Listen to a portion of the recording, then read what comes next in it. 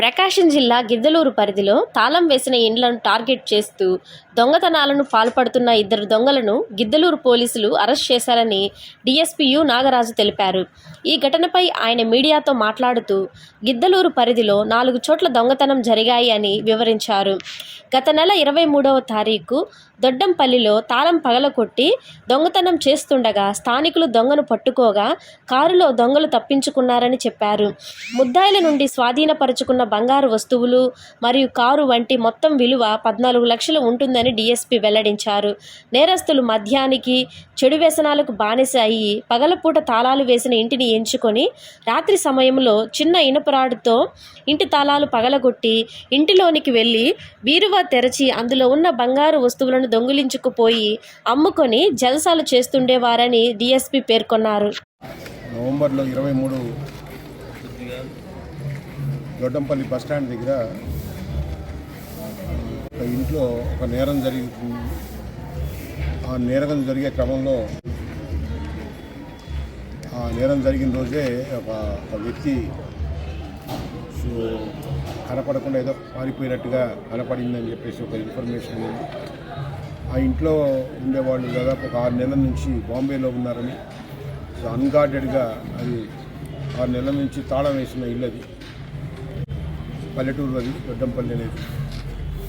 So అక్కడ సుమారు ఒక 70 గ్రాములు గోల్డ్ వాళ్ళతో పోయిందని సో మాకు రిపోర్ట్ రావడం జరిగింది.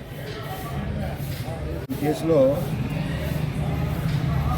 మా ప్రీతమ ఎస్పీ శ్రీ యశ్వంతరాజు గారు ఏ కేసు జరిగినా కానీ చాలా స్వీయ పర్యవేక్షణ తీసుకొని, సో ఇక్కడ సబ్ డివిజన్లో దాదాపు టీమ్స్ కింద ముందే ఫామ్ చేస్తున్నారు.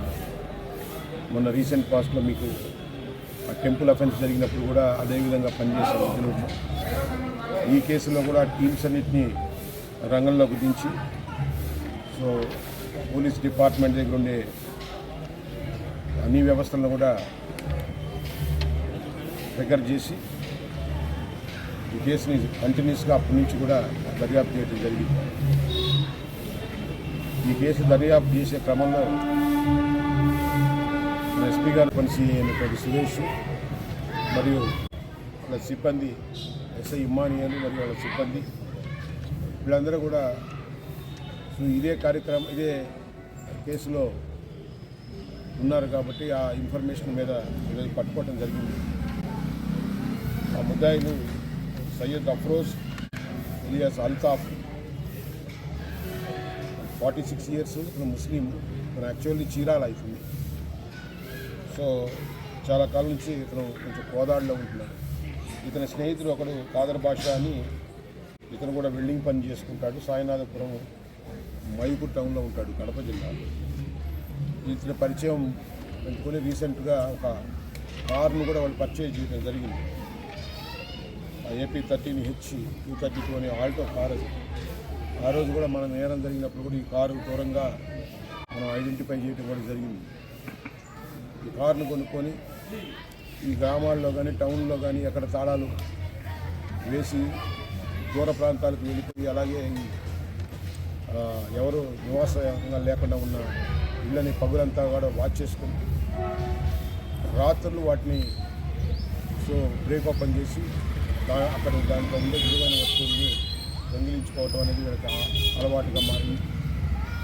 సో ఈ అల్తాఫ్ అఫ్రోజ్ అనే అతను దాదాపు ఇంతకు ముందు కూడా ఒక పాత నేరస్తుడు, ఒక 50-60 కేసుల్లో ఇతను ముద్దాయిగా ఉన్నాడు. చాలా పాత నేరస్తుడు.